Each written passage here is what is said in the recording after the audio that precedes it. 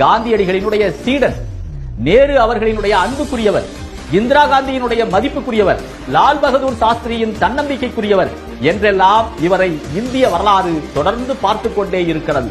இன்னமும் சுதந்திர போராட்டத்திலே சிறையிலே 12 மாதங்கள் 9 மாதங்கள் என்று அடுத்தடுத்து சிறையிலே துன்புறுத்தப்பட்ட போதும் தன்னுடைய கொள்கையிலிருந்து பின்வாங்காமல், நான் கல்மறியல் போராட்டம் செய்ததற்கு மன்னிப்பு கேட்க மாட்டேன், அது உங்களுடைய குற்றம், ஆங்கில அரசினுடைய குற்றம், இதை நான் தடுக்க விரும்புகிறேன், எனவே மன்னிப்பு கேட்க மாட்டேன், என்னை சிறையில் அடையுங்கள், எனக்கு கவலை இல்லை என்று நெஞ்சம் நிமிர்த்து சொன்ன ஒரு மாபெரும் மனிதர் இவர்.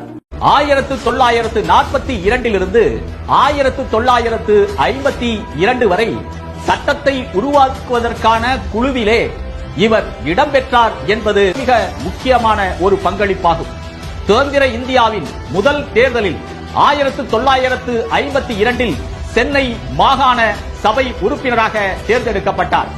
தொடர்ந்து 1962 ராஜாஜி அவர்களினுடைய அமைச்சரவையிலும், பின்னர் காமராஜர் அவர்களினுடைய அமைச்சரவையிலும் நிதி அமைச்சராக, கல்வி அமைச்சராக, சட்ட அமைச்சராக இவர் சிறப்பாக பணியாற்றியமையால் இவர் ஆட்சி செய்த காலத்தை தமிழகத்தினுடைய பொற்காலம் என்று சொல்லுகிற அளவிற்கு இவர் மாபெரும் அமைச்சரவை பணியை புரிந்தார் என்று வரலாறு போற்றுகிறது.